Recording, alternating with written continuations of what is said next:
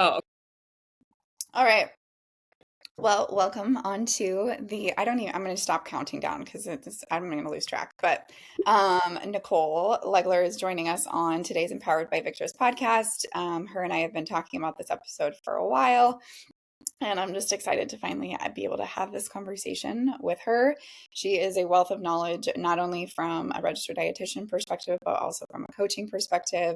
I joke and say, like, when I write something, it's like Nicole's like brain is just like mine. Like she just interprets it exactly how I see the program going, which is so fun to be able to work so closely with her within the movement space. But where my brain does not understand things as well is the nutrition side of things. I know enough to be dangerous, but what she offers the Victor space in regards to nutrition specifically is just invaluable, to be honest with you. And your clients feel that way. I think fellow coaches feel that way from a mentorship perspective. And, as your leadership role, being able to mentor them on advice within the nutrition space, but then your own, obviously, like your private practice. So she is the owner of Always in Motion Nutrition, that is currently functioning out of the Victor's Lincoln location as well. Hired now an additional coach as well, a nutritional coach under her as well. So I'm just really excited to be able to have a conversation. Like I said, in previous episodes, we've talked about how I have asked these women that are coming on to speak to something that they're really passionate about. And when Nicole and I had the conversation, she said she wanted to have a conversation on low energy availability, which I think is kind of a common term. Not really. I think that more women need to really hear this conversation and hear it very urgently, probably. So I'm excited to dive into that. But first and foremost, thanks for being here, Nicole. thanks for having me. I'm so excited to be here. You look so beautiful on a nice and fresh Sunday morning. So light. We love natural light. Get that morning sunshine. Yeah, exactly. Well, let's chat a little bit. What led you into the journey of becoming a registered dietitian? I mean, movement, I know you're a D1 athlete. Movement's always been a part of your life, in regards to like healthy living and probably nutrition being a portion of that. I know there's a little bit more of a story there too, but what led you on that journey to become a registered dietitian?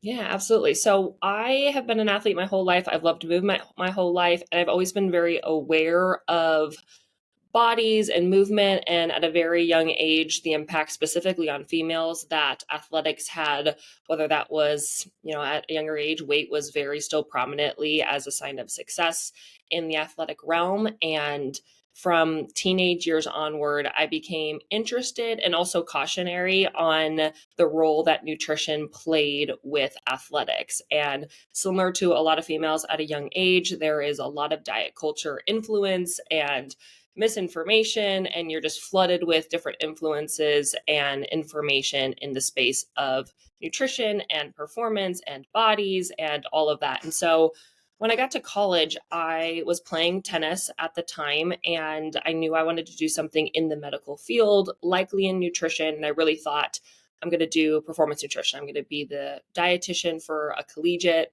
football team, baseball team, something along those lines. And then I quickly realized that in the space of female athletics, truly, and male athletics too, but in the space I was living in, living with different female athletes playing different sports, it became very evident that nutrition was not helping these female athletes, and myself included, but truly what was holding us back from a lot of things. Optimal mental health being a very big one, our schoolwork, our performance, of course, and our training. And it became really evident that my journey was not going to be just this professional sports journey, but truly how can we impact people? And I am a learner. It's one of my top Clifton strengths. And I had my own personal journey with nutrition where I really struggled in seeing food as fuel and as, just like how it's supposed to be neutral and just available to us for both joy and culture experiences, as well as performance experiences. And unfortunately, like a lot of female athletes, that wasn't the case for me. And I was able to really dive into education to learn more about nutrition and what it's supposed to do for our bodies, and also why it was so commonly not doing those things for our bodies, and the hindering effects and the psychological effects. And so that really changed my pathway in this career to doing more of the psychological involvement in cognitive behavioral theory with nutrition and trying to do a lot of my education, both in school and in continuing education, to not only nutrition, but really like why it's impacting the female body the way it is, how it's so different for each body, and then also why aren't we eating enough and feeling enough if we know on paper this is what we should be doing. Because I think that became really aware and was pretty clear quickly as a Division I college athlete, like this is what you're supposed to be eating and this is how much you're supposed to be eating, but none of us are. And so realizing like why is that and how can we change that, and also just like decreasing some of the stigmas around it and really starting to divulge those layers of, okay, well, if this is what we're supposed to be doing, why is nobody doing it? And when you look at the science, it's astonishing, which we'll talk about, as to how many people aren't eating in optimal states. And so, yeah, it really led my path to become a dietitian into the why, the transformation process, and really then focusing that on females. And it's been such a privilege and a gift to have those one-on-one connections with female athletes and active individuals and transforming why they eat and how they can perform, but then also just the impacts that it has on a whole body experience. Absolutely. Absolutely. I love that you mentioned the psychological component, because I think like so many people, I think we're aware of it, but we're not necessarily like consistently aware of it. Like the relationship that we have with food, the choices that we're making, the way that we're talking to ourselves as we're making those choices, like, and just that continuous like self narrative, I think is consistently prevalent in males and females. But within the female space, I think there's a lot of shame and there's a lot of self minimization and probably gaslighting ourselves and a lot of that different stuff. And I do know that you take that psychological whole person approach so deeply with your clients. And I think that is truly what makes you like very unique. Yes, we're like playing into like portions and quality sources and the relationship with food, like everything we do in our lives we're celebrating usually includes food, right? Like everything big, everything monumentous, like all of those things a lot of times, or rewards that we're giving our children based on food, like it's just a hard wiring thing in all of us that I don't know if everyone is completely aware of, how deep that stuff goes, right?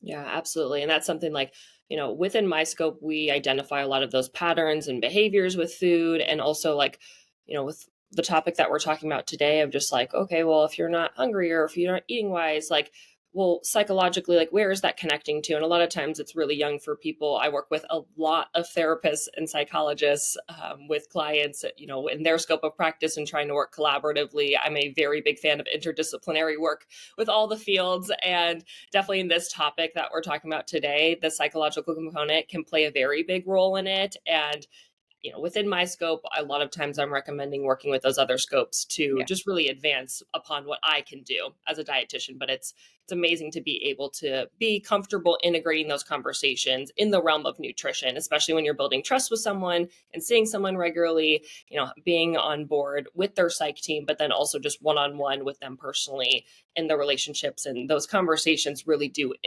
impact nutrition a lot of times. And my office is like, well, this doesn't really have to do with, whatever. They'll get on a tangent like, but it does. And it impacts how you feel about what your choices are and why they are and how much you eat and all of that. So Yeah. it definitely Yeah. plays a big role into Absolutely. it. Absolutely. It's very, very important. It's an all-encompassing approach, which I really appreciate from you. Okay. So low energy availability. Again, this is, or LEA is another way that maybe people have heard this referred to. We know, the traditional calories in, calories out, that's how you're losing weight. Like that's been the verbiage that has been articulated in regards to the scientific approach for weight loss or weight management, etc., and probably lots of other things. But when it comes to what is low energy availability and how would it differ from just like a general like caloric deficiency or deficit that is recommended for any kind of like metabolic or anatomy changes within the weight loss space?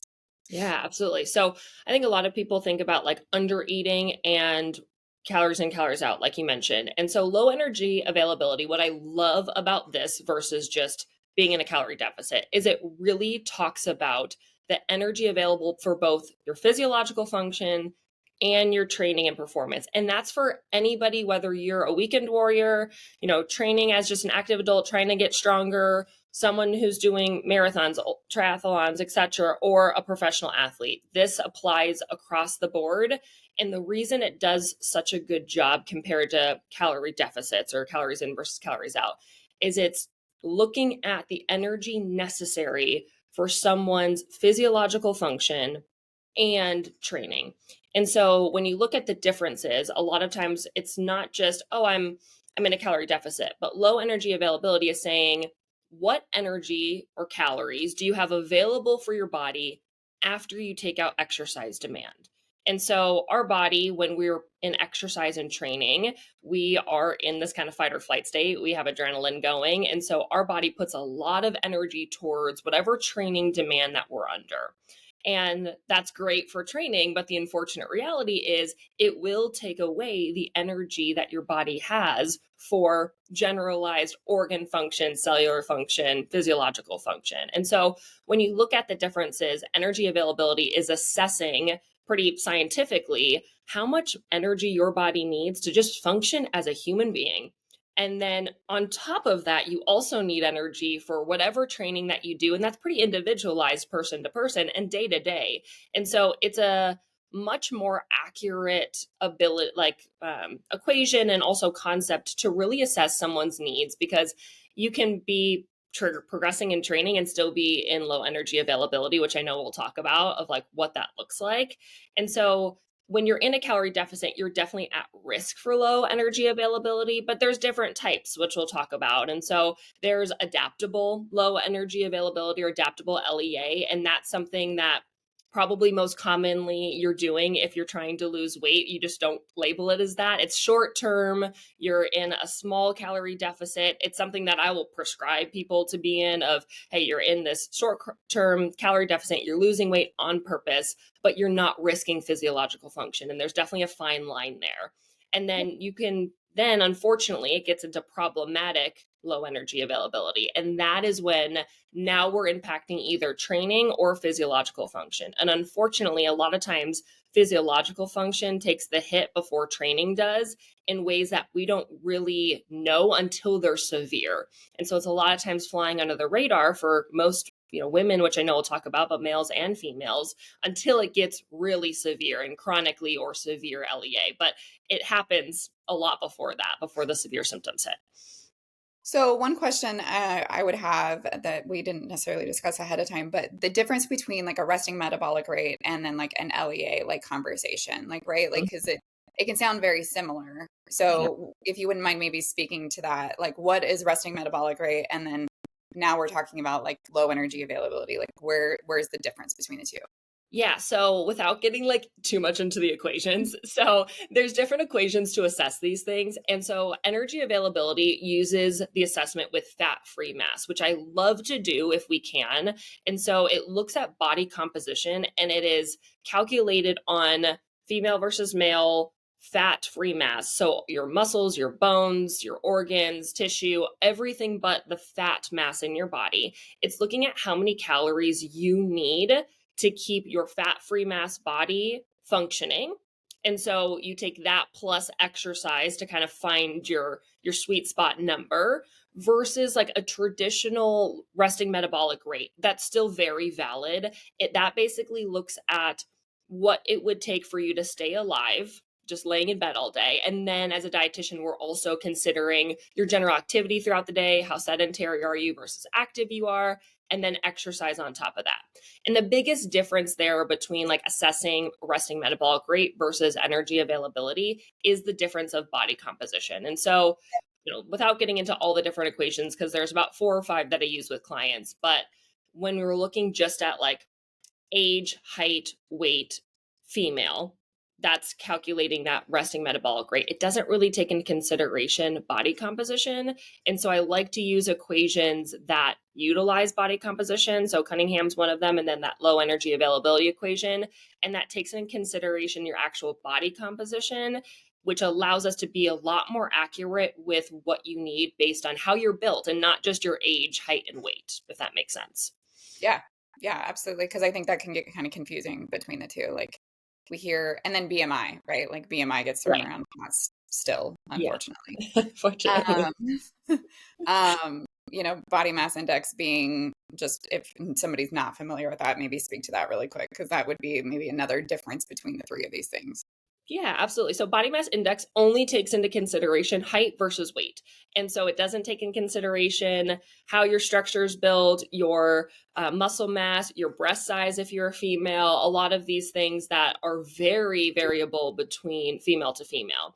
And so when we look at BMI, if you look at most professional athletes, a lot of times they're overweight or obese in their BMI because they have bigger amounts of muscle mass.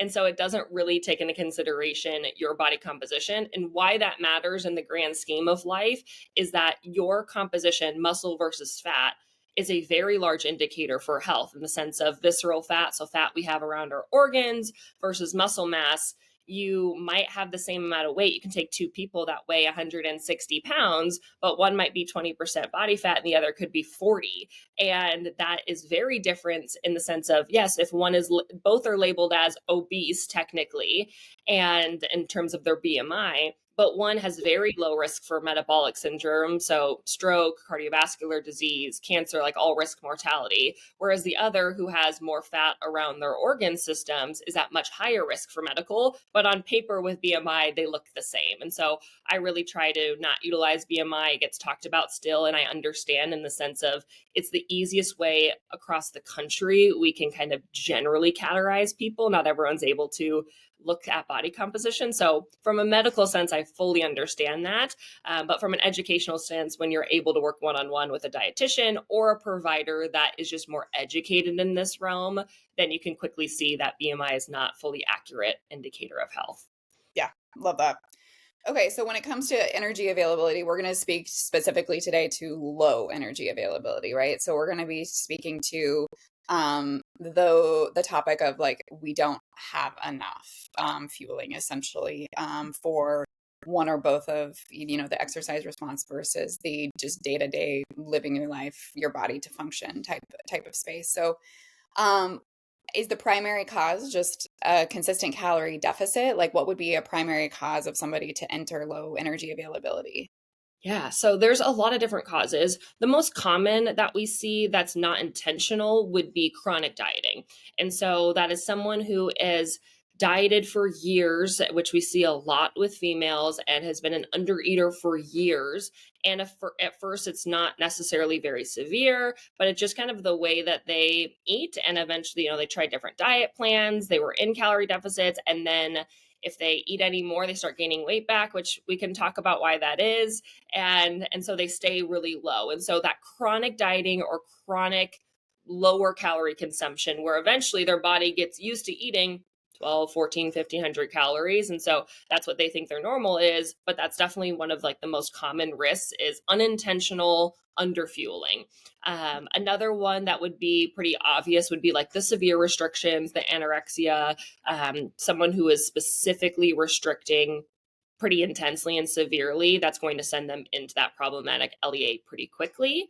And then other things that we can see with low energy availability is also things like fasting. If we're not eating consistently or we're in a fast for too long, our body gets into survival state and we're not giving enough fuel. So you can have that kind of day to day LEA happening.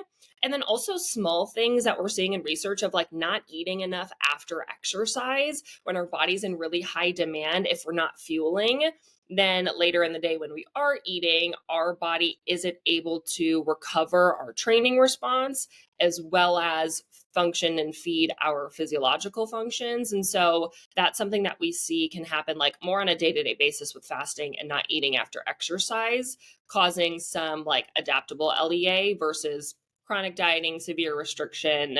Those are causing more long-term LEA. Sure, sure, that makes sense. So before we get into like diagnosis, like what are some common symptoms that you might be seeing, or that somebody like myself, like that need to be aware of like maybe I'm in a low energy availability, and then I kind of want to speak to like the psychological component of like unintentional calorie restriction Yeah, within that space there. So that's absolutely. a follow-up question. Yeah, so I like to kind of categorize it into two lanes with how it's being shown and shown up in symptoms and signs with LEA. And so you have their physiological, which are things that can fly under the radar a lot more easily. And then you also have like performance and training. And so from a physiological response, things that are commonly seen is just like more generalized fatigue. So more lethargic throughout the day, fatigued throughout the day, sleepy, tiredness, reduced immunity. So a lot of times people will get sick more frequently. So people will kind of be like, oh, I don't know why I keep getting sinus infections or UTIs, or I keep getting these colds or picking up viruses or things like that. So just more frequency of illnesses that you wouldn't be like, am I eating enough? A lot of times, unless you're working with someone. Impaired reproduction is a very common one. So fertility issues as well as loss of menstrual cycle. That's probably like the stamp of not eating enough for females and for female athletes. And unfortunately, that usually doesn't happen until it's pretty severe. But it's very dependent on your fat mass. And so you can be in LEA and still get your period. I think that's a big misconception is, well, I still get my period. I've heard this with a lot of female athletes. I get my period. And so like I must be eating enough, where that's not really how it works. Because there's a difference between low energy availability and REDS, right? Like Mm-hmm. of Mm-hmm. energy deficiency in sport. Like Yep. there is a big difference between the two. Yep, absolutely. So RED, which is relative energy deficiency in sport, as you just mentioned, LEA, they have a lot of overlap to it, and RED is REDS S or RED S is going to be like a little bit more down the road with LEA and is specifically seen in athletes and gets into that more severe or chronic components to it, and that's kind of the stamp for a lot of people, but that absolutely can happen with low energy availability, but it's not the only thing that's marking it. And so definitely can happen there. And also just because you get your period, like if you're bleeding every month, doesn't mean you have an optimal menstrual cycle. So that's a podcast for a whole nother time. But All of the that topic. definitely is something that I have learned a lot on, of just like the different types of menstrual cycles that can happen. So just because you get your period doesn't mean that you're having an optimal cycle. And then other things like gastrointestinal issues. So either constipation or diarrhea. Diarrhea, bloating's another big one too. Another common one is urinary incontinence. And so peeing more frequently, that's kind of an unknown one that I've been able to trigger with some clients to be like, oh, I am going to the bathroom a lot more frequently. So that's kind of one that can fly under the radar. Cognitively, irritability, there's a very big risk for depression or mood disorders, anxiety being another one. Decreased libido is another one too. So just like all over full body. Another one would be like sleep disturbances, so more restlessness. So I'm super tired, but like I'm still not falling asleep at night is a huge red flag for me when someone's like, I feel so tired. I feel like I could sleep during the day, but when I go to bed, I'm not falling asleep right away. So that's from a physiological function. And then performance is pretty obvious, but just to cover those briefly, decreased training response. So we're not seeing progressive overload. We're not seeing the ability to progress, whether that's through weight, through speed, through power.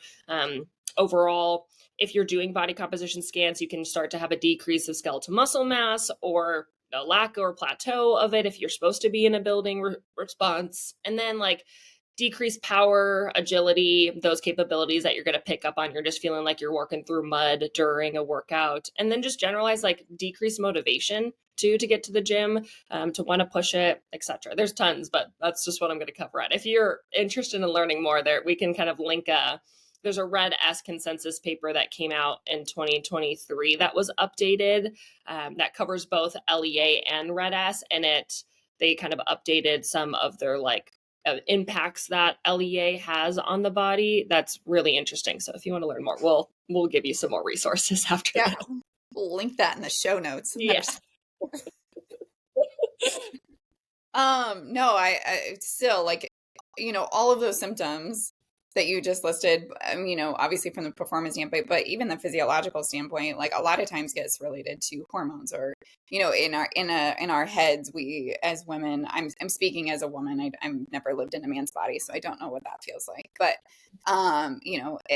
like my hormones must be off because I'm feeling fatigued or I'm feeling, like I don't have a libido, or I'm not feeling like interested in those types of things, or sleep wise, or it's just related to stress. Like I'm just stressed more right now versus like looking at like low energy availability being something that's, maybe happening to you yourself at that moment. Because like you said, it can be acute, it can be something that's been going on for a while, or it can just be like that day or just in those moments, like we're in a low energy availability state in those specific moments too, which we can talk more about. But just to circle back just a little bit, for the intention is not, for those of us that maybe the intention is not to try to live in a calorie deficit. We're not trying to necessarily, if there are those of us that aren't trying to lose weight and we're just trying to maintain performance, we're just trying to live our lives, take care of our bodies, fuel our bodies, live our best selves. But I know for me personally, if I'm going through something stressful or if I'm going through something, emotionally taxing on me, I know the mind gut connection is just like this fascinating thing in my brain. To be honest, I would love to like learn more about that. But the way that my gut responds to that emotional component is to essentially just shut off my appetite. Like I just shut down. Like I don't feel like eating. And I want to eat, but honestly, like eating almost feels like torture because it's like nothing sounds good. It doesn't feel good to eat. Like it's like bogging. I don't even know if that's a real word, but it just doesn't feel good. And so and then I know for myself, like I don't want to be in a low energy availability, but I know when I'm in those states that it's happening. Um, so what are some recommendations with that, or like, can you speak to how like somebody can get in that state, like myself or other, and I'm sure there's an opposite, that physiological response to stress could be overeating. So I think it's both spectrums there. Yeah, absolutely. And I think that's the biggest thing that you just mentioned is like response to stress. And so the biggest component in recommending or working with someone when this is happening is identifying the root causes. This is a lot of time where we're referring to therapy when we're talking about the root causes of like, I just don't have an appetite. I'm not hungry in the morning. I identify that it is stressful, being like, okay, well, we can come up with some short-term solutions with nutrition, but until we fix the root cause, me telling you to have a smoothie is just a band-aid over the issue. And so for those acute moments when that happens, when someone is, in a really stressed state, or even something as small as traveling, right? Like someone who is just having a long day of travel, they're not necessarily stressed about it, but food's just less available. Energy is less available during those days. It's coming up with tactics of each individualized, like for you, Stacey, it might be, okay, what is your best time of the day when you're really stressed? Like in the morning when you're not really maybe super alert with emotions yet, or things haven't set in yet, can it be, all right, we're going to make you a 600 to 800 calorie smoothie and we're going to throw in tons of protein and healthy fats and fruits and vegetables, and it's liquid so you can digest it easier, you can take it easier, etc. At that point, we're looking into more energy dense foods. So your nuts, your seeds, your avocados, your hummuses, and figuring out, okay, how can we give you something that you can tolerate that but packs a lot of punch with calories? And a lot of people will sometimes be, if they're educated with nutrition, be like, well, I'm not getting enough protein, or what if I eat too much fat that day? And your body doesn't care. Your body needs enough energy at a baseline. If we're trying to change composition and things like that, then we'll talk about the differences. But in those moments of stress, or let's say travel, acute energy availability issues, then it's really figuring out like, what can you tolerate and how can we make it as easy as possible to get some nutrients in your body, so that we're just mitigating those risks on a day-to-day basis. And also, our bodies are really smart. If we go too long in a stress state, not eating enough, it's going to learn that you're not hungry or you don't want to eat. And then that's when it foreshadows some risk down the road in getting used to not eating until 2 p.m. or whatever that may be. And so it's trying to just look at the day and say, okay, we know maybe we've identified the root cause. Let's make sure behind the scenes we're getting that addressed. But nutritionally, in the time being, how can we just adapt your intake to make it as easy and tolerable as possible until we get you out of that state, or until that gets addressed? And that's something I talk a lot with clients who maybe aren't seeing a therapist, and we'll have a few sessions where I'm not necessarily talking about the topic, but then mental health does come up a lot, where it's saying like, I can keep giving you all these goals, but you're not feeling successful doing them. And that doesn't feel good. If we are, working with a dietitian and we feel like I want to do all these things, but I just can't get there. being able to really have those honest conversations of like what's going on behind the scenes. And this happens with athletes too, of maybe it's nervousness or, performance anxiety, or there's tryouts or there's testing, and they have all this behind the scenes stress and anxiety, of something coming up in that performative complex. And then we're saying like, okay, well, this is why you're not hungry. Here's what we need to do in the time being, but definitely addressing like what's causing that hunger difference when it's something like you're talking about that's more of like a psychological brain to gut connection. Yeah. Yeah. I love that. Thank you. Long-term health consequences of low energy availability. We talked about the physiological a little bit, as we know from like the REDS perspective or loss of period and all of the risk factors with that specifically to women. But, there's some definite long-term consequences of being in a low energy availability state. And it may be speaking specifically also to like it affecting your body composition changes goals, right? Like what does that look like in regards to like staying in unknowingly or knowingly being in a low energy availability state for so long, and how that could maybe negatively impact your ability to lose body fat. Yeah, absolutely. So, one of the most common for males and females, but definitely females, is that's kind of the target of this conversation is impaired bone health. And so, when we're not eating enough for a long time, our bone unfortunately will break down, and females are already at a pretty high risk for osteoporosis long term.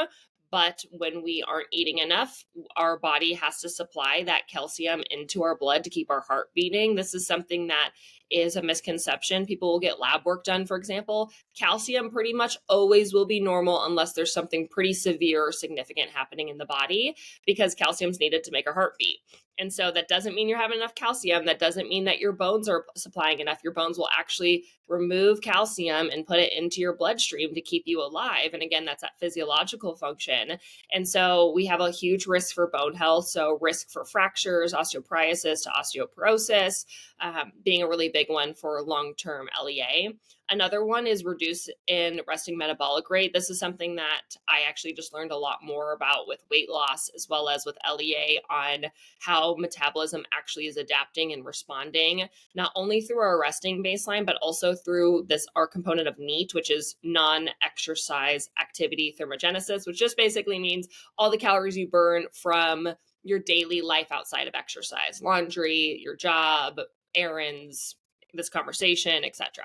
And so basically when our body doesn't eat enough, our body over time, usually about the 16-week mark, which we can talk about with weight loss, our body starts to get smart and it's supposed to evolve. So it starts to decline other functions. And so there's actually some new studies on that NEAT component of you do things subconsciously like talk with your hands less, or you're more slouched when you're sitting in meetings, or if you're a fidgeter, you're fidgeting less.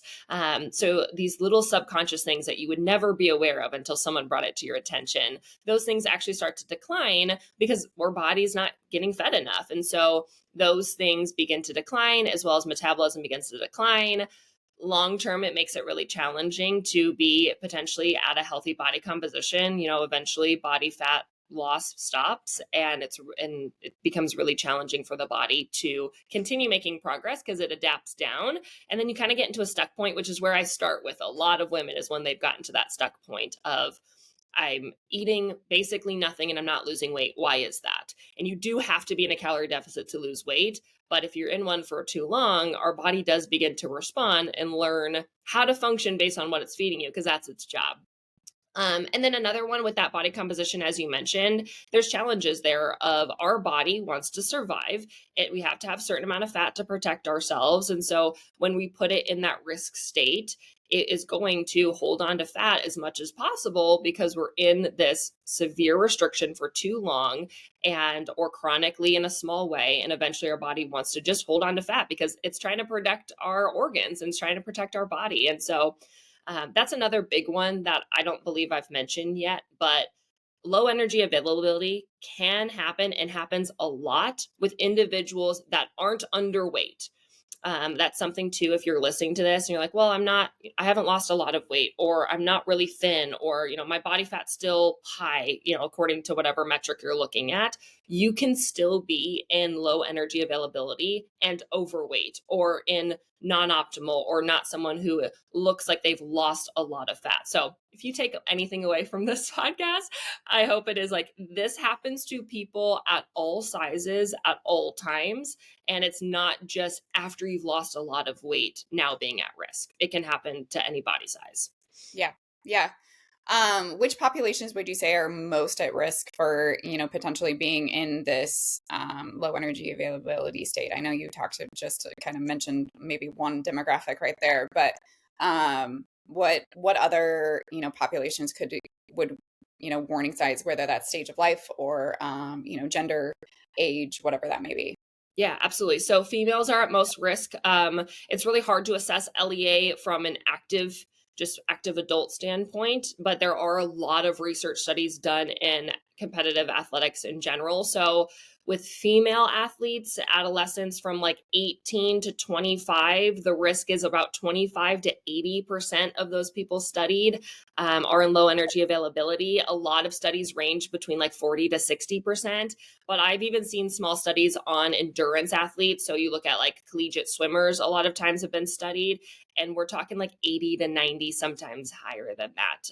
I know there was a really small study on dancers, and it was like 88% of the individuals studied were in low energy availability. So the younger female definitely is going to be a little bit more prevalent, but in males, the ones that they have studied with LEA, it's been seen a little bit lower, but more like 15 to 65, 70% can be seen, especially for those in endurance sports. So if you are doing endurance activities, which basically means anything cardiovascular longer than an hour, to me is classified as someone who's an endurance trainer. So even if you're not running marathons, if you are, running for an hour, doing cardio for an hour, or doing a 2-a-day workout, so you're kind of tapping into more endurance, then those are going to be at bigger risks. Females more than males, but it does affect both, and definitely in that kind of 18 to 25 being pretty prevalent, but also impacts a lot of like just active adult females beyond that, because their body just gets used to not eating a lot and then they're staying in that state long term. There's just not a lot of studies on like a 35-year-old woman who is strength training a few days a week. It's more done on the athletic space, and the numbers are astonishingly high, unfortunately. Yeah, I've never heard how high that is. That's Mm-hmm. insane. Um, I would argue, and maybe you would disagree on this one, specifically those in perimenopause and menopause, or postmenopause right now. From a low energy availability specific study state, there might not be a ton there, but from what we are seeing consistently, from a performance standpoint, and I'm sure you, with the clients that you work with within your private practice, um, I would argue there's quite a bit prevalent there. Yes. Yes, absolutely. That's something too where, unfortunately we don't have the studies to prove that, but just based on like candid feedback, that is something that I would say is just as prevalent in that demographic. I know actually a few weeks ago, our beloved Dr. Stacy Sims had posted like, I think it was like 50 or 55% of the people she has researched, which she does a lot in that perimenopause and menopause demographic, were in low energy availability. And I kind of just caught my eye because I knew we were going to be talking about this topic. And so, yeah, I don't think that there's a ton of like worldwide statistic on it, but candidly, from my experiences with clientele and also with Victris, that is something that has been very prominent for the clients that I have Yeah. worked with and have seen. Yeah. Yeah, I mean, the evidence-based perspective there, like we know something's going on. We can't necessarily always like speak to a specific study within that space, but what how the women are, the concerns, and unfortunately, there is that generation in that state of life right now that is very, cardiovascular endurance focused, or was very cardiovascular endurance focused, and like, you know, minimization of calories as much as possible to stay like in a smaller body as much as possible. And unfortunately, when those hormones get into play, we can start to shift and change. Like all of that starts to shift and change. What's working is no longer working. So then we're like, okay, well, we'll just decrease calories even more. And it's like that vicious kind of like cycle, I would say a little bit there. And Yeah, again, absolutely. assuming. That's something too where it's looking at like, especially right now, and I am hopeful for the future with more education, but right now, the individuals who are in peri to postmenopause are individuals who grew up with low carb diets and the less the better and extreme restrictions, and that has set the tone for not eating enough, and then pair that with hormones that are declining and fat storage happening and trying to outwork it with cardio, which is just making everything worse. And cardio is not the issue by any means, but they're trying to over exercise in a way that their body's responding with more inflammation and more, more challenges, that it really is, like you said, kind of the perfect storm for that spiral and toxic loop that's happening in their bodies, unfortunately. Yeah.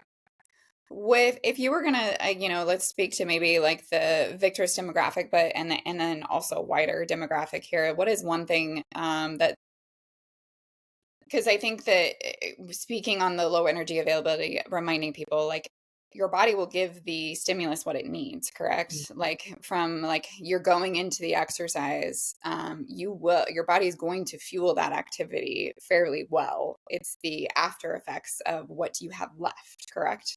Absolutely. Yep. So that's the biggest thing where a lot of times it's like, well, I'm feeling fine during my workouts, but it's not only like you're feeling super fatigued that day, but those other, like we said, under the radar physiological effects that can be happening. That's unfortunately where it takes a lot of hit versus just the workout itself. Eventually your workout will see it, but in Right. smaller ways, there's a lot of things happening physiologically as well. Right. So from that perspective, what is like the one thing besides like eating enough just day to day? What is the one thing that somebody can be doing to try to prevent their body from entering that state, acutely, but then also chronically?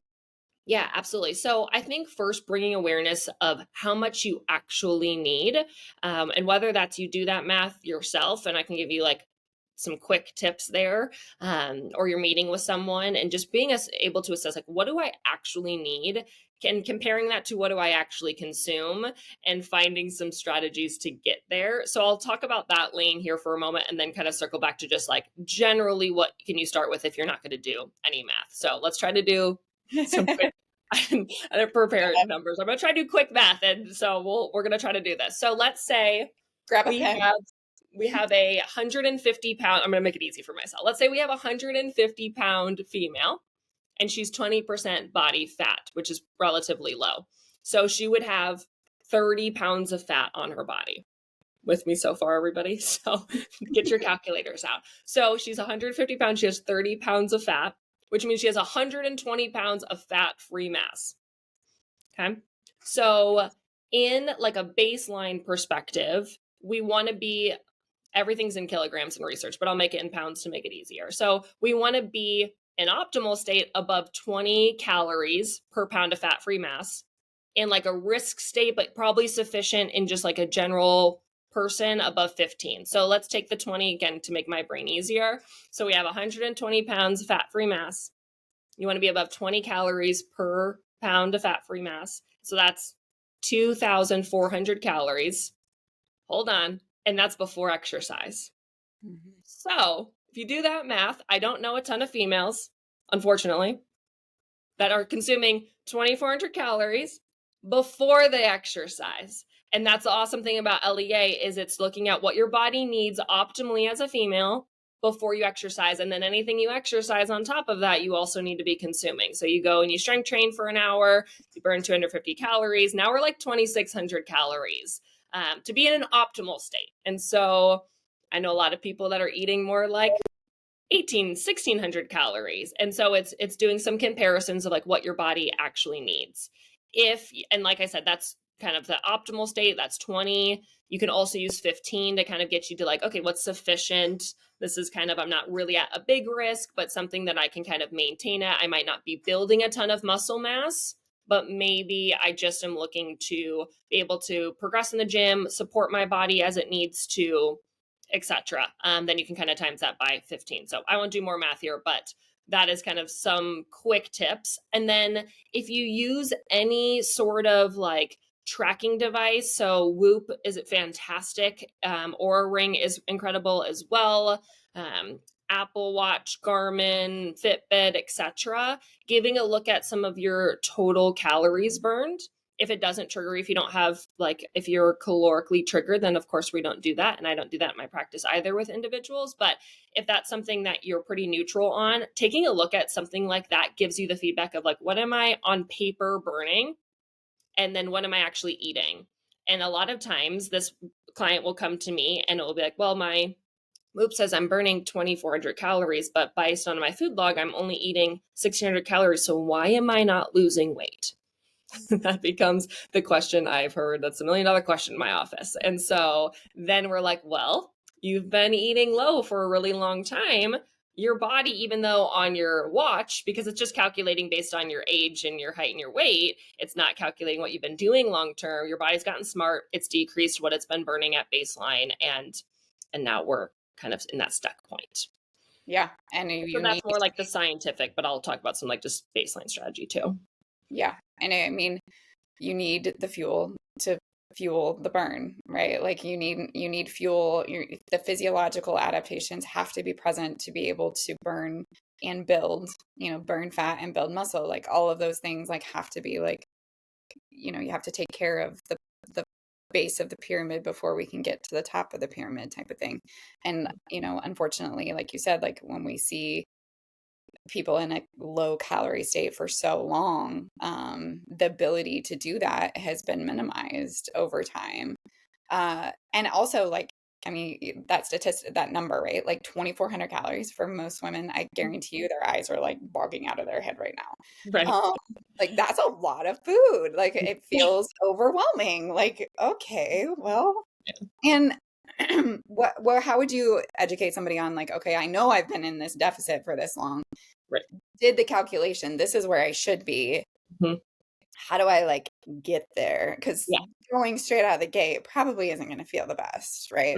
Right. And that's also when it can lead to like, you can gain weight in that process. If you're like, I'm eating 1,600 calories, but I need to be eating 2,400 calories, like I don't recommend jumping to that. We take, a few prong approach to getting there. And so gradual, slow and steady change is going to be your best bet. And I like to do like what the biggest risk or areas of opportunities are. And so if someone's not eating breakfast, pretty common, the first goal becomes, so if you're not eating breakfast, I'm telling you right now, start eating breakfast. Please eat within 2 hours of waking up. If you don't do anything else from an action step, start doing that. It's going to help your life dramatically in a lot of ways. And so we start to identify areas of opportunity or areas of risk point. And so the three that I would say that I would start working on with clients typically is eating within 2 hours of waking. And so that's going to set you up for a lot of success from a protein muscle breakdown throughout the day, cortisol functioning throughout the day, hunger fullness levels. If you don't eat breakfast, but then you're super snacking in the afternoon, getting 20 to 40 grams of protein in the morning, super helpful for that. Energy availability, all the things. And so eating in the morning within 2 hours is a great place to start. Let's say you're already there, but you're still really eating under calories. Then I start to target around exercise. And so, again, like I said, you can be in low energy availability simply because you're not eating after exercise. And so, making sure you're eating before and after exercise, ideally 30 to 90 minutes before, some sort of quick carbs, a little bit of protein.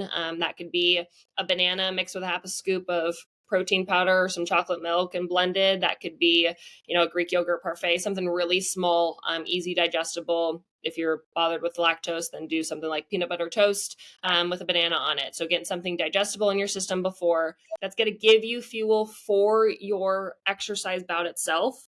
Because if you're not and you're in that LEA state, your body's, again, pulling stores from places it doesn't want to pull from. Like carbs are stored in your liver and your muscles, so we're pulling it from those places. If you don't have enough in your muscles, it's now pulling from other stores. And then you're getting a headache 2 hours later because you don't have enough carbohydrates for your brain to function. So making sure you get something before and then after your workout, ideally for women within 45 minutes to an hour would be great, but as quickly as you can. And so that's, again, fueling what you just were burning. We have this anabolic window happening after our workout. And so our floodgates are open to receiving nutrients in our muscles that we're just breaking down. We have like 3 R's to recovery. You want to replenish carbohydrate losses. You want to repair muscles with protein, and you want to rehydrate. And so making sure you have some sort of carbs, some sort of protein, and some sort of fluid happening after. So if you know you're an undereater, the takeaways are making sure you're eating breakfast within 2 hours, having a little bit of quickly digested carbs, maybe a little bit of protein that helps prevent some injury before your workout, and then carbs and protein after your workout. You can get really specific, but that kind of gives you some general takeaways of places to start.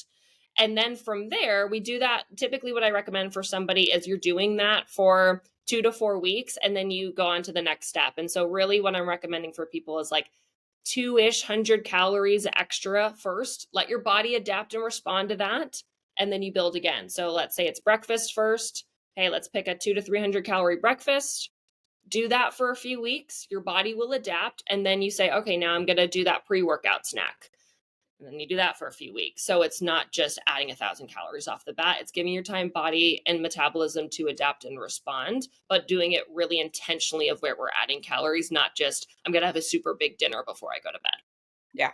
Yeah. That's awesome. Very tangible, good takeaways there. Recovery, right? The capacity to recovery from exercise, that's one thing. I'm talking about specifically like low energy availability recovery.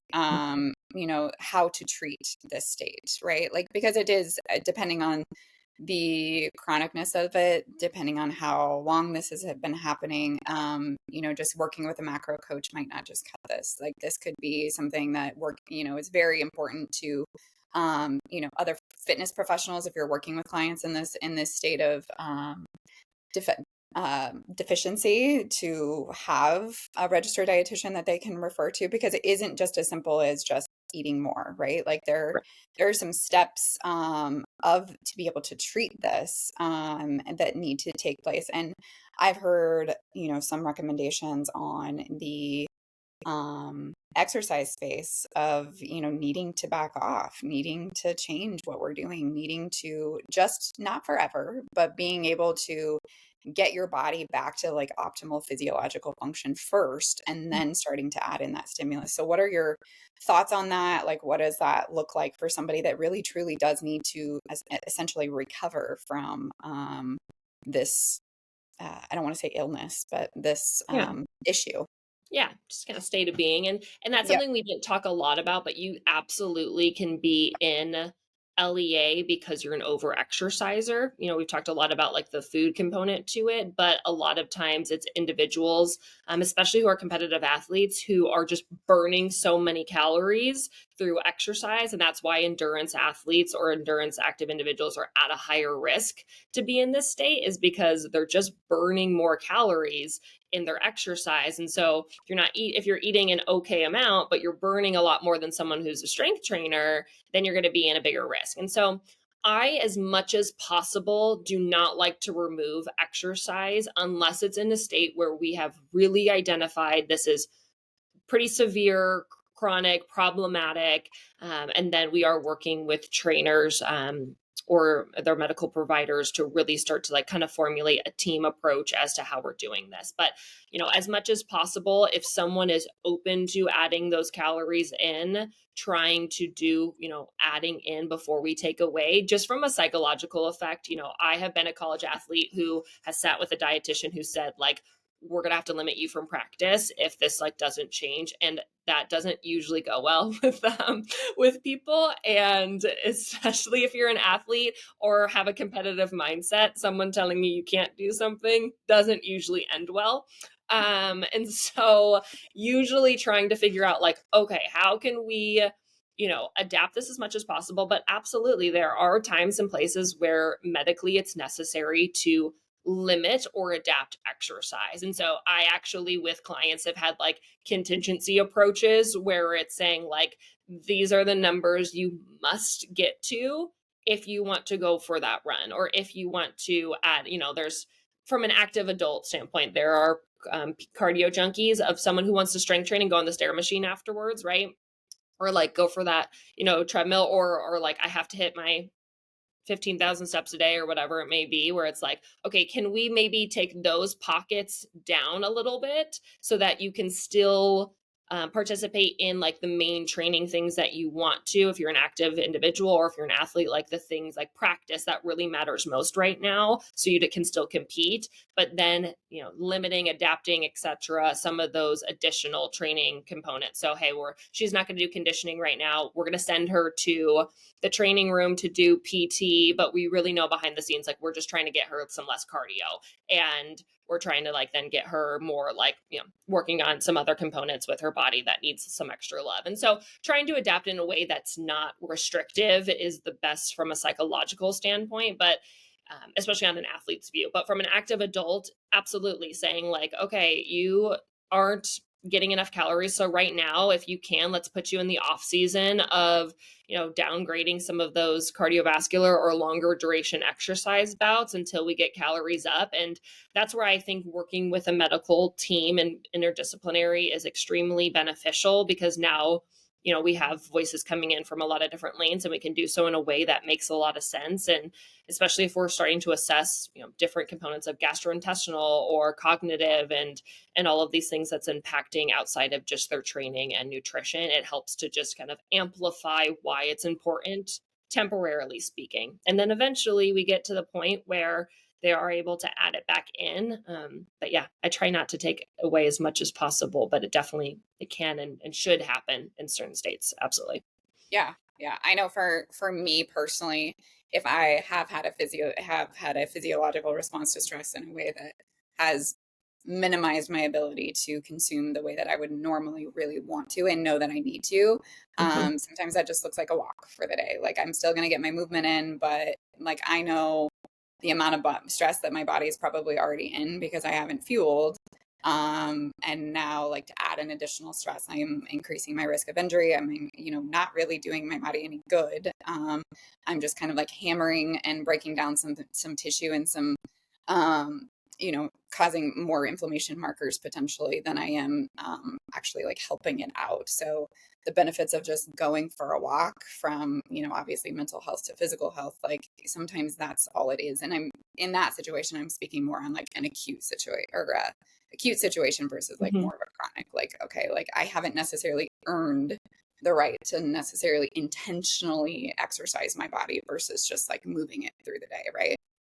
Yeah, and that's something I know that you've said out loud of like, I haven't quite earned my workout today, and not in like a calorie way, but in a like, hey, I haven't taken care of my body, and so I'm not going to keep running it into the ground. And unfortunately, we see that a lot, and I'm extremely grateful for a place like Victris to be able to experience it as a provider, but also as a member and as someone who attends, to be able to witness the conversations of someone coming into a space like Victris, to have the trust in saying like, I didn't sleep really good, or, it's been a really stressful week, or I'm, about to get my period and I'm feeling super lethargic, or whatever it is, and be able to adapt. And that is something that can be really hard for people, is adapting like from the plans, especially based on personality type of like, if this is what I'm supposed to do for my workout today, like how to really change that and be okay changing that. And I work on a lot of intuitiveness with people, and being able to be mindful of like, what does your body actually need with food and with movement, and like you said, acutely speaking, that can be very beneficial for people. Yeah. Yeah.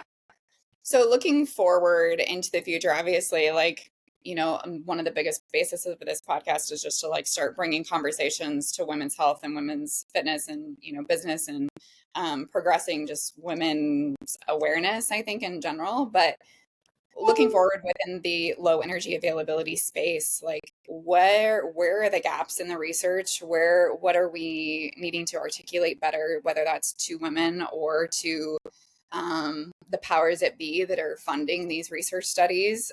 What are you wanting to see change over the course of, the next 5 years, 10 years, whatever it may be?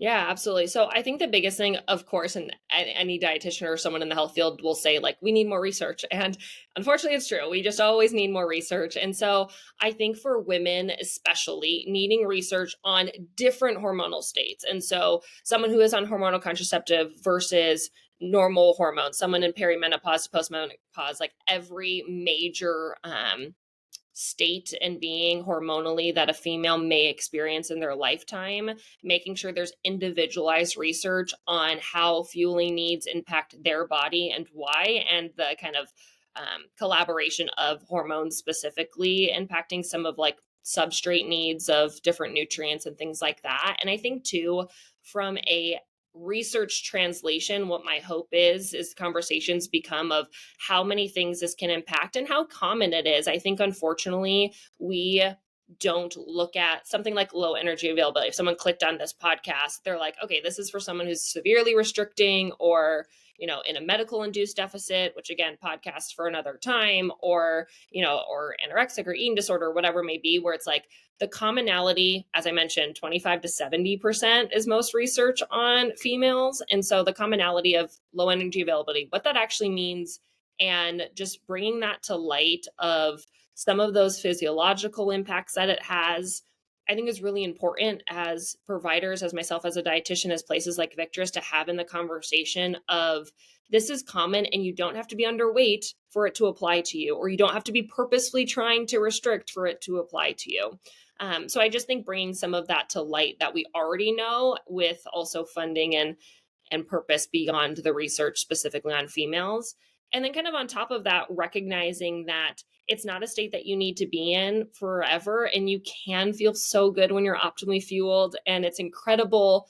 I always talk it to clients of like, you don't really know you're living in the fog until you're out of it. You typically know when you're living in a thunderstorm because you lose your period or your training response, like when it's really severe. But when you're kind of in fog, you don't really know until you're out of it. And then you're like, holy moly. I didn't realize like I didn't feel as good as I could. And I think my encouragement to women is just to take the step to acknowledge how you could feel. And just because you're doing okay right now and making it to the gym and getting your period doesn't mean you're in optimal state. So my encouragement is that individuals can just lean into understanding their body in every facet that they can.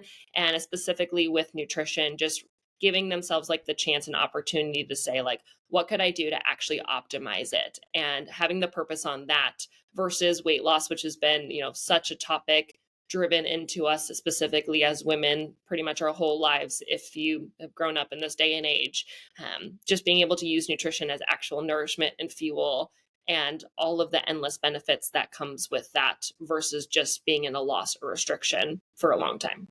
Yeah. Yeah. Woof. So good. Okay, so takeaways. Yeah. Can you give us that calculation real quick one more time? I know we used 150, but like yeah, let's just go like basic numbers. Yep, just so 20 times yeah. 20. So first of all, you need to know your body composition. So LEA is based on fat-free mass. So so again, like I used a pretty lean person, which means they need more calories because they have more muscle. The more muscle you have, the more calories you need, just by the way. And the less muscle you have, the less you're burning just because of that muscle mass. And so knowing your body composition, you got to find your fat-free mass, which is your total weight minus your fat mass weight. And then taking that number times 15 gets you relatively sufficient, times 20 gets you closer to optimal. And so that again is your baseline needs before exercise. So that could be 1800. If, let's take that same example, it'd be closer to 1800 before you work out. So again, really based on whatever your body weighs fat-free mass wise. So fat mass subtracted from that total weight, times that by 15 gets you to like pretty sufficient, times 20 gives you to closer to optimal on what we're seeing in research. And again, that's to every person. You don't have to be a competitive athlete. That's just you and me, Stacy, like what we need to function as females. And then anything we're doing on training on top of that, that's extra calories. Yep. Okay. And then from let's just make sure that we're doing the right things to prevent the acuteness of this. We talked about eating breakfast. I always say like, within my clients specifically, like eating before you drink your coffee is ideally one of my biggest little tips that I've learned personally. And then, so speak on that, those 3 little tips real quick. Yeah, absolutely. So ideally you're trying to eat within 2 hours of waking, set yourself up for a really good amount of day and make sure you're not overly fasting. There's a lot of, and you can not fast and still be in a calorie deficit and lose weight if that is your goal. You don't need to fast. It's not the number one. There's no indicator. You just have to be in a calorie deficit if you're in weight loss. But in trying to get to enough calories, eating within 2 hours of waking up, fueling sometime within 2 hours before your workout. 30 to 90 minutes is awesome, but within 2 hours is great too, kind of depending on what your day looks like. And then consuming ideally within 45 minutes, but if it's more like an hour for you, it still counts after your workout. So making sure that fueling is happening in the morning, before and after your workout, to get your body at least enough fuel to work out and to recover from that workout. And then that breakfast and the rest of your day is fueling your body's needs for physiological function, kind of supports those two lanes that we talked about that LEA can have impacts on. Yeah, love that. Those are fantastic takeaways for everybody listening, whether you're in that state or not. It's definitely still a universally good recommendation. I think a lot of women function from like, well, I just did all that hard work. Why would I then just like turn around and like ruin it or, reconsume the calories I just burned, right? Right. And that's something too, where it's like, this podcast is not on weight loss, but if that is your goal eventually at some point, there's nothing wrong with that, by the way. If you want to lose fat mass in a healthy way, you should still be eating before and after your workout. I know that was a myth. I think it's been pretty squashed, but if the myth still exists out there that like you shouldn't eat before your workout because fasted training like burns more of your actual fat, that's been dismissed in research. Happy to send you some more information on that, but you should still eat before and after your workout, and you can still lose fat mass doing so. Yes, absolutely. Where can we find you? Where, if people have questions or, are looking for an expert to show up in their lives in this support space? I know you're a busy woman, but how can people find you, get a hold of you, potentially work with you? I know, again, I think you're on a little bit of a wait list, but that's not a problem. So, Yeah, the team is growing with dietitians and nutrition coaches. So yeah, we'd love to give you more information. If you have any questions at all too, I love to connect with people and be able to send additional resources. But you can find me basically anywhere with the tag Always in Motion RD. My website is alwaysinmotionrd.com. Social media handle is Always in Motion RD. And my email is Nicole at, you guessed it, alwaysinmotionrd.com. So if you have any questions, I'd love to just hear what you learned, any specific application questions, more research, or resources to back up any of these topics. Would love to connect with anyone who has questions or is looking for some more guidance. Yeah, love that. And for anybody curious, as more and more Victrises start to show up in the space and in the world, we have also aligned with Nicole in regards to our nutrition that we are offering within obviously the local space, but every space. Individual owners have the ability to essentially hire her on to help support their members, which I think is very unique because Nicole has access to all the programming, all the things. She's able to really support every member on not only their stage of life, but also the programming going on. And then luckily with the RD versus the macro coaching, we've got some ability to do some of the medical stuff behind the scenes, which again, it can be a whole nother conversation. So yeah, absolutely. We just interviewed another dietitian for Pavilion. So we're growing and it's so exciting to be able to support the Victris space. It's an honor and a privilege to work with Victris as a dietitian. And I've said this to you, Stacey, and to Stassi as well, like just the gratitude for your vision to see dietitians in the space and the importance of registered dietitians to help with nutrition within the programming and supporting women in the 23 hours outside of the gym as well. It's a really awesome opportunity and so grateful to be able to expand with you guys. Yeah. Yeah. Well, I mean, that's something that, again, a whole nother conversation, but we were pretty picky on like what that looked like. And you were that unicorn. So that was good. We got lucky in that regard. So thank you, just in the respect of your time. Thank you for talking. Thank you for doing this. I know you and I will absolutely be back on here talking on many different things. And then if people have questions or, other topics that they want to hear you speak on, I would love to hear about it. So, keep us in the loop. If you've enjoyed this episode, definitely keep us in the loop on what other topics that you want to hear and that we can help support with. So thank you again, Nicole. We're doing this on a Sunday morning, so I hope you enjoy church after this. And we will chat soon, I'm sure. Yes, absolutely. Thank you so much for having me, and thank you for listening. Yes, thank you guys.